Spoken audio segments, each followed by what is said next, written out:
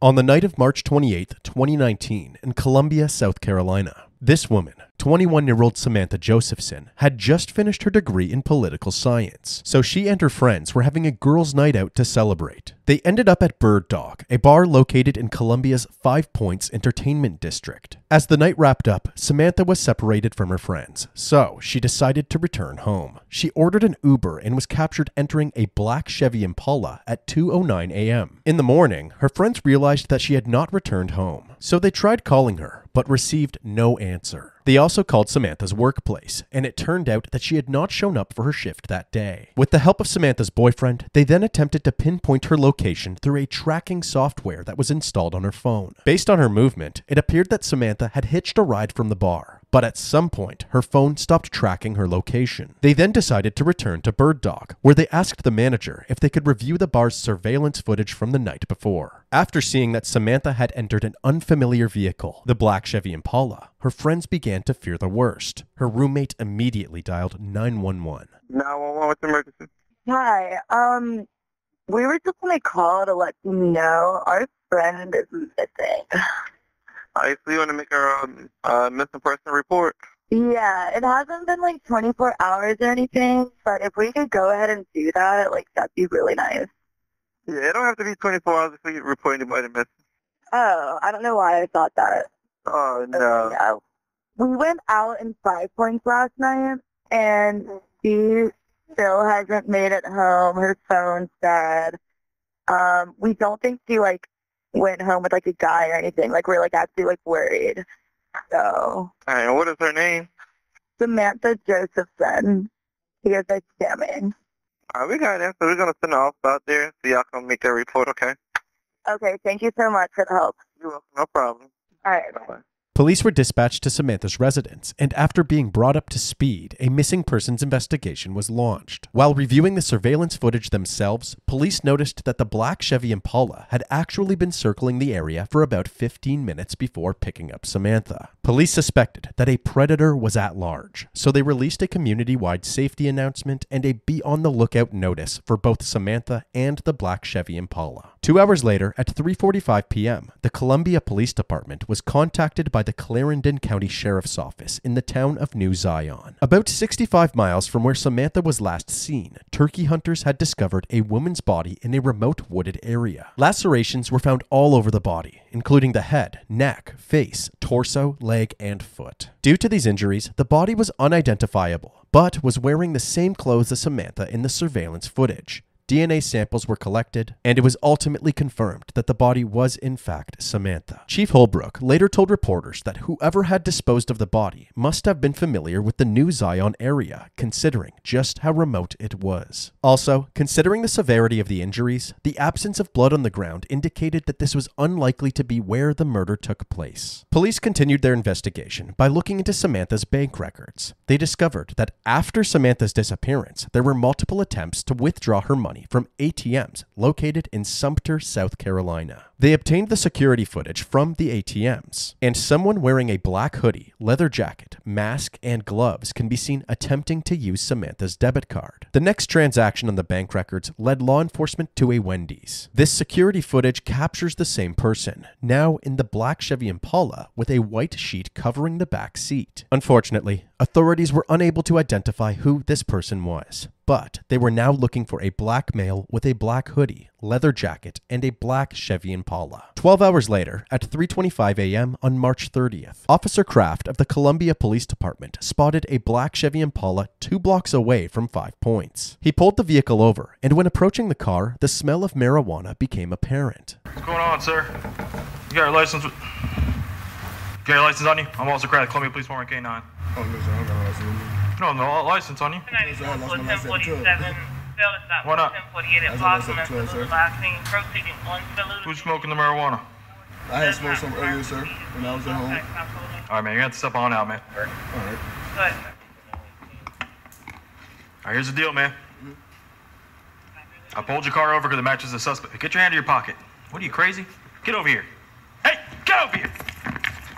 Go and run. Hey, I'm going to release the dog. I can't. I was just going to see if he'll stop.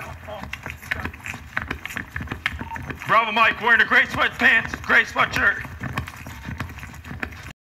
Walk him up. Doors blocked to 500 block. Nunez, keep going. He's going to be on your left.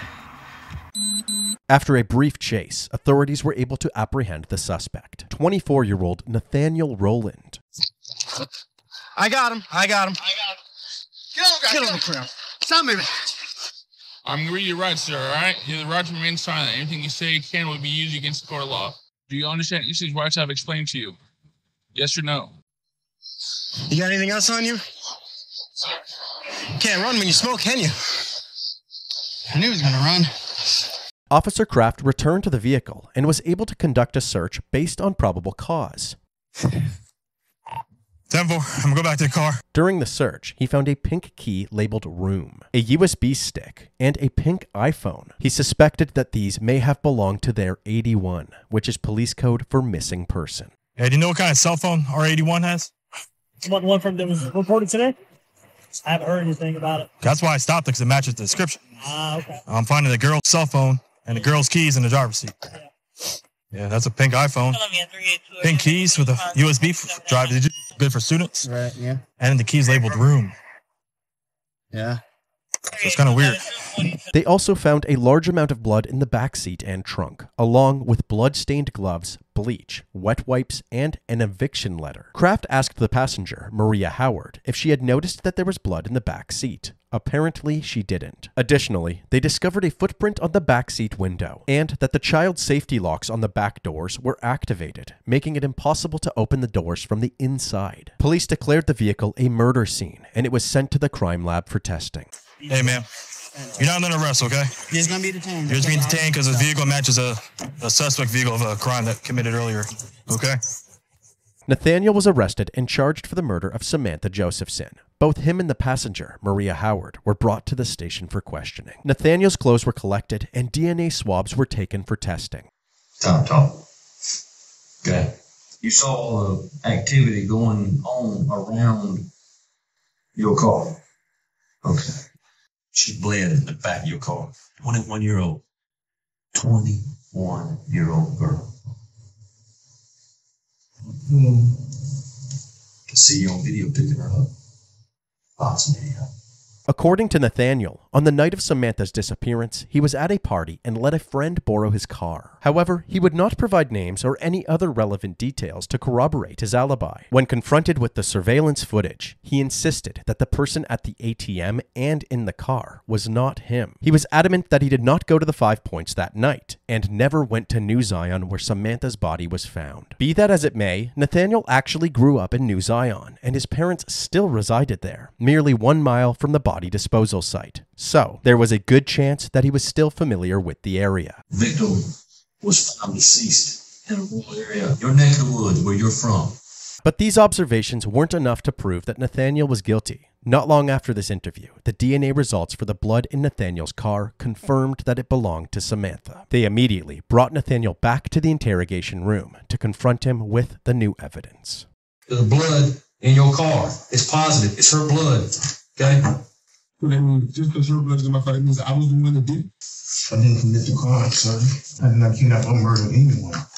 Unfortunately, Nathaniel does have a point here. The only evidence suggesting that he was in the Chevy Impala on the night of Samantha's disappearance is the low-quality security footage from Wendy's. So the detectives shifted their focus to Maria. Although she had told the officers that she never noticed the blood in the back seat, she later admitted that this wasn't true. Apparently, on the night of Samantha's disappearance, Nathaniel was at Maria's home. She went to bed at 1:30 a.m., but when she woke up in the middle of the night, Nathaniel was gone. At 5 a.m., Maria texted Nathaniel that she was going to be late for her shift at McDonald's if he didn't come back with the car soon. He eventually did, but she was about 40 minutes late to work. On the way to work, she noticed the blood in the back seat, and when she asked him about it, he told her to mind her business. After finishing her shift, she returned home and saw Nathaniel frantically cleaning the car with blue surgical gloves, bleach, and wet wipes. Later that night, Maria saw this clip on the news stating that Samantha Josephson had disappeared after getting in a car that looked exactly like Nathaniel's.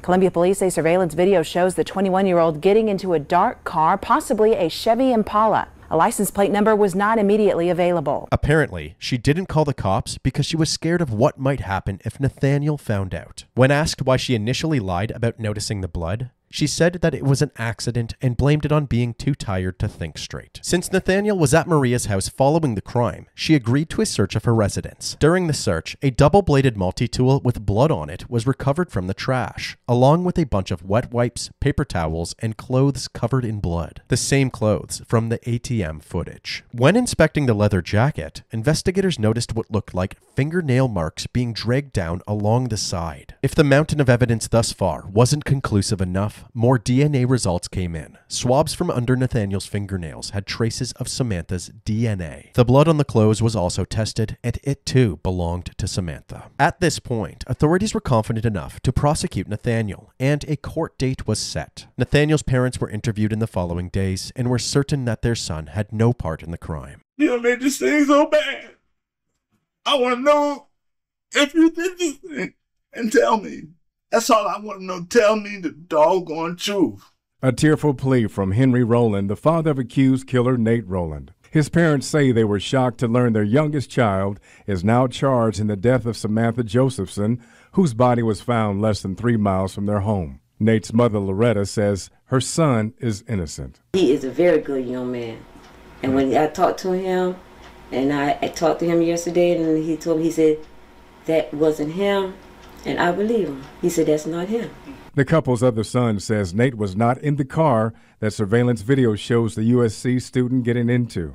My son was telling me that Nate passed out at a house party. Yeah. He checked his pockets when he woke up.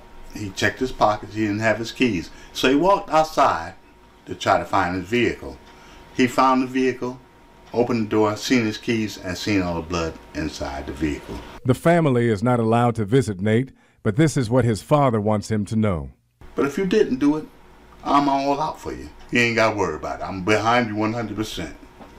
And I know he told me, he told my wife he didn't do it. And I know my wife ain't gonna lie about something like that. So I'm behind him 100%. But I can tell you one thing. My son is innocent.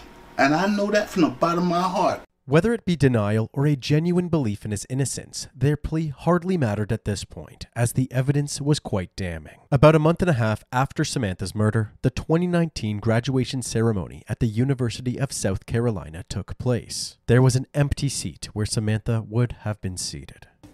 Fellow Gamecocks, we must ensure that what happened to Samantha will never happen to any college student in the land or any person ever again. We'll ask, what's my name, before getting into any rideshare vehicle. That will certainly save lives. Class of 2019, on the count of 3, as a pledge to ourselves for our personal safety and to honor Samantha Josephson, why don't we repeat on the count of 3 all together? What's my name? My name is Samantha Josephson. 1, 2, 3. What's my name? My name is Samantha Josephson. Samantha's family received her degree on her behalf. Leading up to his trial, Nathaniel's family started a GoFundMe proclaiming his innocence to help pay for his legal fees. It had raised $240 in 7 donations before being deactivated soon after. Nathaniel's trial began on July 19, 2021. Prosecutor Brian Gibson presented his opening statement. Ladies and gentlemen of the jury, March 28th, 2019 was supposed to be a celebration. Samantha Josephson and friends were gathering together as a celebration of life. But what they didn't realize, what they could never have realized, is that the defendant, Nathaniel David Rowland, had his eyes firmly fixed on Samantha Josephson. He went on to show the 5-point CCTV footage of Nathaniel's vehicle circling around the area multiple times, seemingly waiting for the right time to strike, like a predator stalking its prey. Samantha mistook Nathaniel's car for her Uber and was trapped in the car with the child locks enabled. He told the court that Nathaniel viciously stabbed her to death and described the full extent of Samantha's injuries, painting a grim picture of how twisted Nathaniel must have been to commit such a horrific crime. Prosecutor Gibson also revealed that Samantha's Samantha's and Nathaniel's phones were traveling together towards New Zion before the app on Samantha's phone stopped tracking her location. Nathaniel ultimately arrived in New Zion where he dumped her body. Gibson suggested that Nathaniel did all of this simply because he was desperate for cash after receiving the eviction letter that was found in his car. With all things being considered, the simplest explanation is the truth. We believe that the simple explanation is that Nathaniel David Rowland kidnapped Samantha Josephson. We believe that the simple explanation is that Nathaniel David Rowland murdered Samantha Josephson. And ultimately, after you hear all of the evidence in this case, we'll be asking that you return a verdict of guilty of all counts, because he is indeed guilty in all counts. Thank you for your time. Thank you for your patience. During the defense's opening statement, defense attorney Alicia Good said that the investigators actually collected several foreign DNA samples from Samantha's body, but none of it belonged to Nathaniel. Ladies and gentlemen, I want you to hear this number again, and that is 0. That's the amount of DNA on Samantha Josephson's body that matches Nathaniel Rowland. 0. It's not on her clothing. It's not under her ripped and torn fingernails. It's not on her ankles. Ladies and gentlemen, there's 0 evidence that Nathaniel Rowland was the one that kidnapped and killed Samantha Josephson. One of the key witnesses was Maria Howard. Maria gave a more detailed account of Nathaniel's suspicious behavior the day following Samantha's disappearance. According to her, when she asked where her work visor was, Nathaniel said he threw it away because it was covered in blood, and any further questioning regarding the blood was shut down. What did he tell you? It had blood on it. I'm gonna need you to repeat that. It had blood on it. He told you that the visor had blood on it? Yes, ma'am. What'd you ask him? Why would the hat have blood on it? And what'd he tell you? Mind my business. Mind your business. And what, if anything, did you notice about the car at that point? That it was like dry blood in the car, on the dashboard and beside the seats. And where else did you see blood? In the back seat. What did you do when you saw the blood? I asked him, why is it blood in the car? Did you hit a dog? And what did he say? Mind my business. Maria was then asked by the prosecutor why she did not think to call the police after seeing the news report about the investigation. Can you again explain to the jury why you didn't call the police then? Because I was scared. Scared of what? For my life and my child. No further questions, Your Honor. Another witness was a man named Oshimer Williams, the owner of a phone repair store named Cellular City. On March 29, 2019, the day after Samantha's disappearance, a man driving a black Chevy Impala came into the store to sell a pink iPhone. When Oshimer was inspecting the phone, he found it peculiar that the wallpaper was a Christmas photo of a white woman. They couldn't agree on a price, so the man left with the phone. After the news broke of Nathaniel's involvement, Oshimer realized that he was the man who had entered his store and immediately contacted the authorities. Were you working in your store on March 29th of 2019? Yes, ma'am. I remember, someone tried to sell me a phone that morning.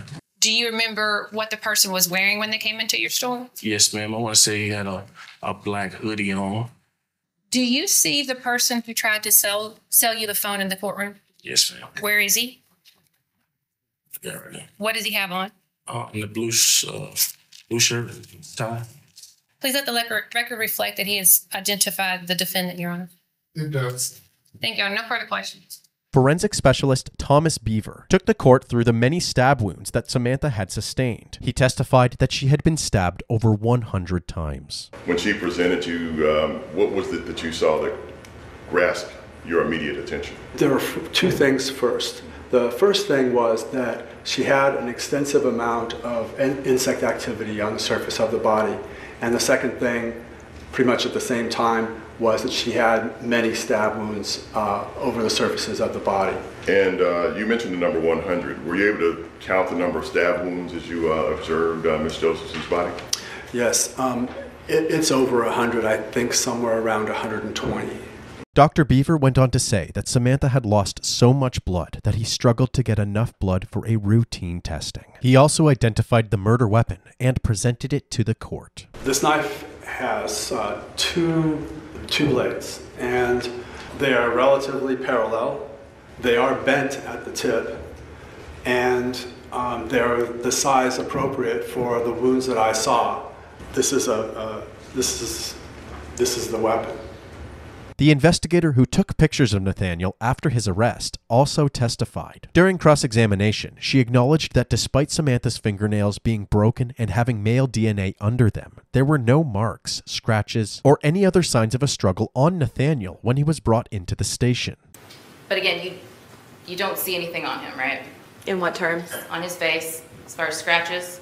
As far as scratches, no, I do not. You don't see any marks? I do not see any marks on his Cuts? face. I do not see cuts on his face. Same thing with the arms? Same thing. Both sides? Correct. And his hands? Both sides? Correct. Thank you very much. I have nothing further. During the closing arguments, Prosecutor Dan Goldberg summarized all of the evidence presented and ended his statement with a creative plea for a guilty verdict. Use your common sense to see a clear picture of what happened March 29, 2019. The clothing, where the body was found, a mile from his house. All of the videos showing the Impala. Mountain Brook, all the trash was found there, the blood, the knife, all the things tying him to that location. The forensic analysis of the phones, the fingerprints, the autopsy. When the smoke is cleared, the picture comes clearly into focus. And there is only one reasonable conclusion.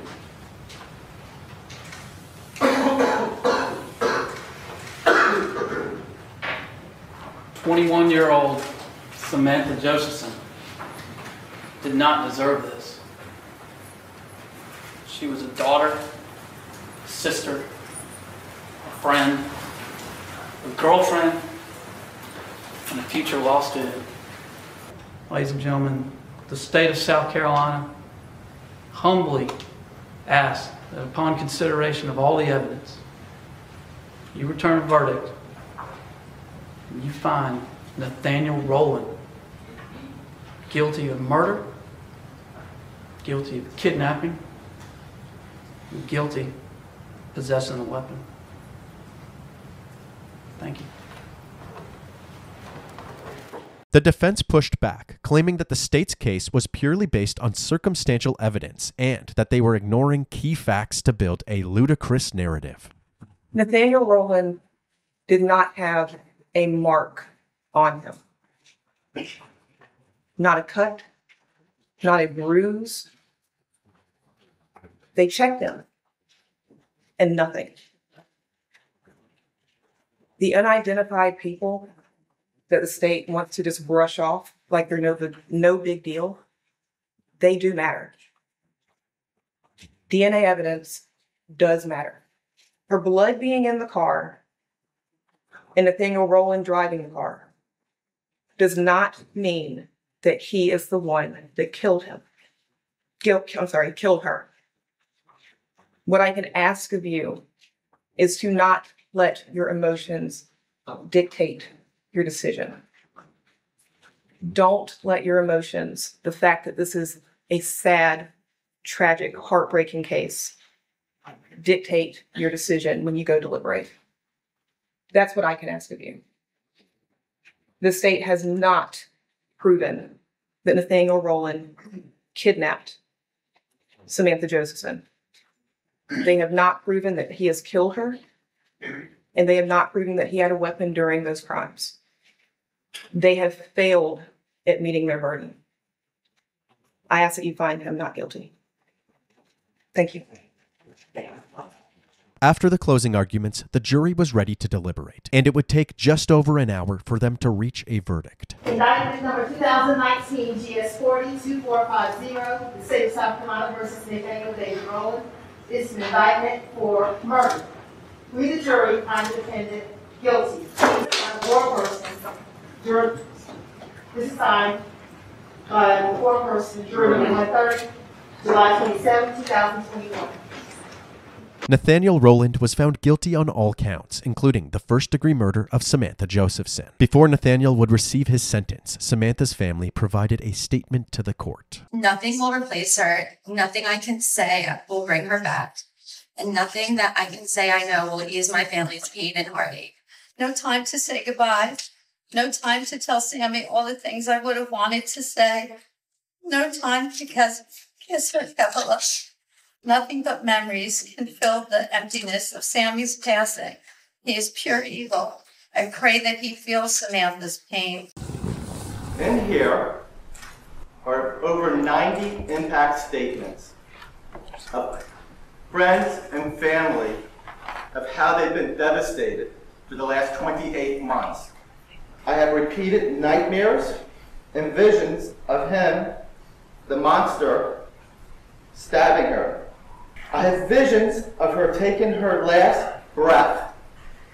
I only wish we could inflict the same or more pain he inflicted upon Sammy. Please, I beg you, please, give him life and never see the light.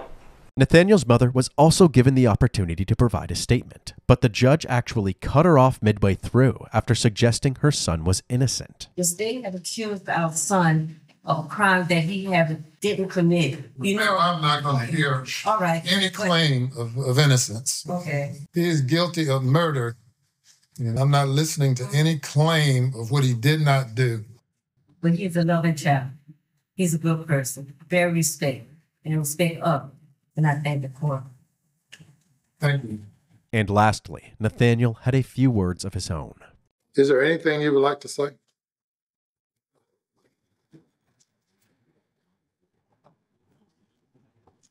Your Honor,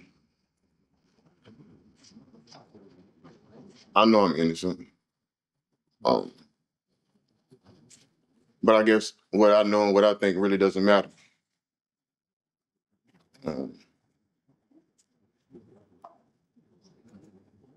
I just wish the state would have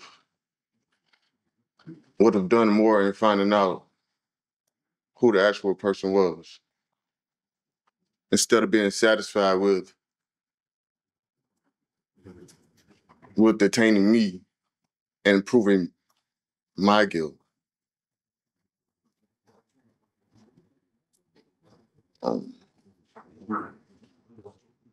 I feel like if they would have done further research in certain areas,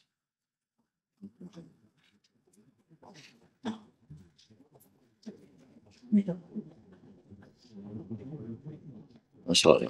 Nathaniel Rowland was sentenced to life in prison without the possibility of parole. He will spend the rest of his life in the South Carolina Department of Corrections. In light of Samantha's tragic death, Sammy's Law was passed. With today's enactment of Sammy's Law, we will give passengers a greater sense of security by clearly and visibly marking the vehicles of rideshare drivers and require drivers to post unique identifying materials so riders can confirm their driver's identity before stepping into the vehicle. I want to especially thank and commend Marcy and Seymour, and Sydney's been with them every step of the way, who in the face of deep personal tragedy have made it their calling to spread awareness about ride-sharing safety through the What's My Name campaign to encourage riders to ask their drivers 3 simple words: what's my name, before entering the vehicle. We cannot begin to imagine the terrible grief the Josephson family has carried, and I'm well aware that this could have happened to any member of our community. The problem with senseless tragedies is that they are indeed senseless. Yet we can and we must strive to bring sense to the world to prevent another tragedy. It is our greatest responsibility to ensure the public safety and to implement smart policies to prevent tragedies so that no other family, friend, neighbor, or community should have to grieve as the Josephsons have and suffer another loss of a bright star like Samantha.